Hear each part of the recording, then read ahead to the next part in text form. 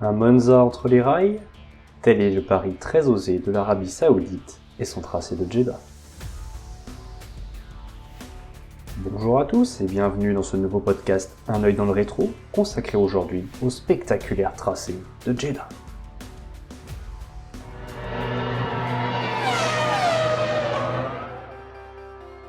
L'idée d'un circuit au sein du Golfe arabique est loin d'être nouvelle. Après Bahreïn en 2004, Abu Dhabi en 2009 ou le Qatar en 2021, c'est au tour de l'Arabie Saoudite d'organiser son propre Grand Prix, une idée pas toujours appréciée par les fans. La raison derrière ces mécontentements, c'est l'absence de vrais circuits. Terrain plat, tracé artificiel peu spectaculaire et perdu au milieu du désert, la carte postale est loin de faire rêver. L'annonce de l'organisation d'une nouvelle course au Moyen-Orient aura donc fait grincer des dents, mais la piste de Jeddah ne fait rien comme les autres. Suivant la mode des circuits urbains rapides initiés par Singapour et Bakou, le tracé arabe, conçu par le fils d'Herman Tilke, se veut être le plus rapide mais aussi le plus spectaculaire. Pour ce qui est de la vitesse, rien à dire. Les freins ne sont que très peu utilisés, la majorité des virages se prenant à fond absolu. Il faut dire qu'avaler les 27 virages des presque 6 km de la piste en moins de 90 secondes demande du courage. Si les caméras embarquées sont impressionnantes, il subsiste un problème et pas des moindres, la sécurité. Peu de dégagement, des murs en béton pour limiter la piste, des virages en aveugle, voilà de quoi ramener la Formule 1 à ses standards des années 80. Les images des premiers essais font d'ailleurs froid dans le dos. Les pilotes à l'assaut du chrono se retrouvent coincés entre le mur et les voitures plus lentes, le tout à l'aveugle bien évidemment. Si la FIA avertit les équipes sur le fait de ne pas trop ralentir dans les derniers virages, un accident reste malheureusement à craindre. Face au danger, les pilotes sont unanimes, Jeddah leur fait prendre bien trop de risques. Un mix de Monza et Monaco, l'idée était déjà folle sur le papier, mais en réalité, elle est démentielle. Reste que le spectacle garanti. Pour la première édition en 2021, le Grand Prix fut tout simplement fou. Après une séance de qualification rocambolesque voyant Verstappen percuter le mur en sortie du dernier virage alors qu'il détenait la pole position, finalement dû à son rival Hamilton, la course démarre. Le cœur est pourtant bien lourd en Arabie Saoudite puisque quelques jours avant l'avant-dernier meeting de l'année, Frank Williams nous quittait. Une cérémonie en son hommage est alors organisée avant le départ, dernier de l'Ayrton pour ce qui est de sa présidence de la FIA. Les bolides finissent par s'élancer mais après une dizaine de tours, Schumacher sort violemment de la piste. Ça s'est disloqué et le Grand Prix est interrompu. Verstappen profite de cet arrêt pour changer de gomme et récupérer la tête, mais au moment de repartir, c'est son rival anglais qui semble prendre l'avantage au premier virage. Le Hollandais ne démord pas et tasse la Mercedes à l'extérieur, après avoir bien court-circuité la chicane. Cet incident permet alors à Ocon de prendre la deuxième place, mais derrière, c'est le chaos. Pérez est l'innocente victime d'un carnage qui mettra pas moins de 3 voitures sur le carreau, avec en prime une nouvelle interruption. Ces accidents étaient malheureusement prévisibles, mais l'épreuve reprend son cours habituel quelques minutes plus tard. Problème, l'ordre de la grille est sujet de discussion. En effet, Verstappen, a priori Coleman, a bien dépassé Hamilton en dehors des limites et devrait donc le laisser passer. Mais entre les deux hommes, il y a Ocon. S'ensuit une séquence mémorable avec Michael Masi, proposant des pactes aux écuries pour reformer une grille étonnante. Ocon premier, Hamilton deuxième, Verstappen troisième. Cet ordre sera bousculé dès le premier virage avec un freinage extrêmement agressif du néerlandais, mais la Mercedes demeure plus véloce. En quelques tours, l'anglais raccroche la Red Bull et porte une attaque dans la ligne droite des stands. Verstappen, toujours aussi agressif, résiste au maximum mais finit par couper le premier virage, entraînant Hamilton. La logique voudrait que les positions soient inversées, mais le Hollandais n'en a que faire. Pourtant, dans le dernier enchaînement, le pilote Red Bull lève le pied au milieu de piste. Ne sachant pas où aller, la Mercedes louvoie derrière, jusqu'au moment où Verstappen assaille un violent coup de frein, causant l'accrochage des deux monoplaces en pleine ligne droite. Finalement, le Hollandais sera pénalisé et laissera filer son rival pour la victoire. La bataille pour le podium se jouera jusque dans les derniers mètres avec un Bottas opportuniste, profitant du surplus de puissance de son bloc allemand pour coiffer sur la ligne l'Alpine de Ocon.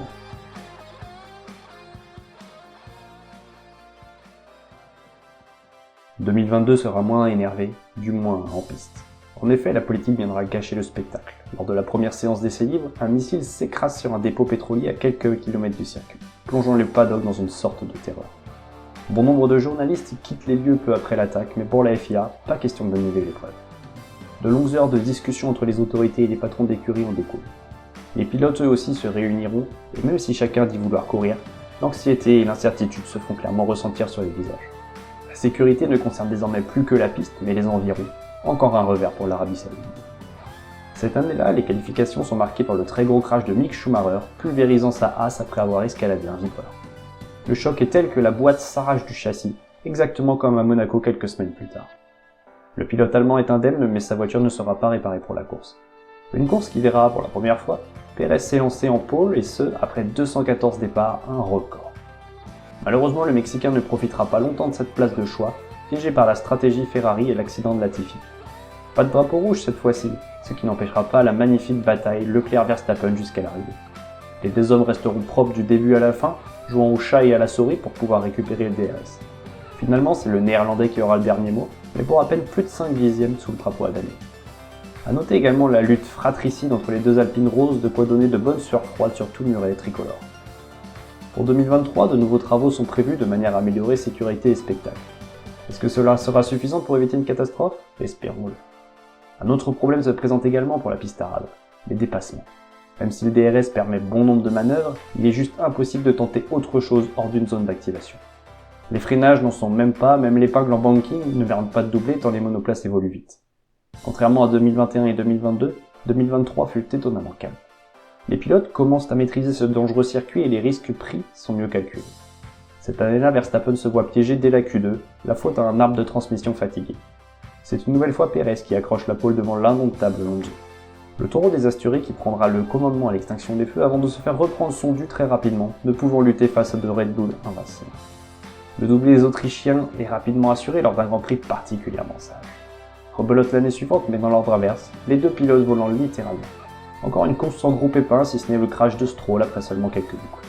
Mais l'événement de ce Grand Prix, c'est l'arrivée en hâte de Berman en remplacement de Sainz, touché par une crise d'appendicite. À bord de sa Ferrari, le jeune Anglais aurait sûrement rêvé mieux pour débuter que ce tracé difficile, et pourtant sa performance est sensationnelle. 11e sur la grille, puis 7e sous le drapeau adamé avec en prime quelques beaux dépassements, voilà un coup d'éclat qui ne sera probablement pas de trop pour s'assurer un volant pour 2025.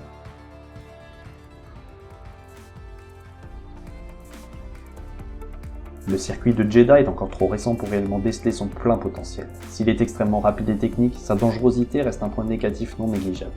Certes, le sport automobile et la Formule 1 ne sont pas sans risque, mais faire évoluer des bolides à plus de 320 km/h entre des murs de béton n'est pas à prendre à la légère. En cas de contact avec le mur à une telle vitesse, les dégâts seront colossaux. Et quid de la différence de vitesse des monoplaces en qualification? Le pire a déjà été évité de justesse, heureusement.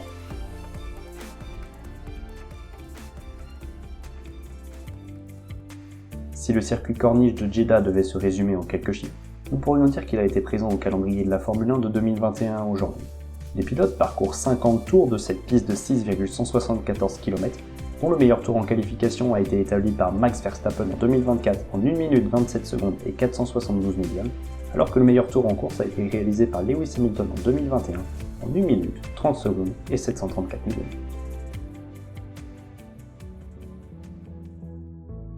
Pour en savoir davantage sur toute l'histoire de la Formule 1, rendez-vous sur le site internet unoeildanslerétro 1.wixit.com/unoeildanslerétro, sur les réseaux sociaux Facebook et Instagram.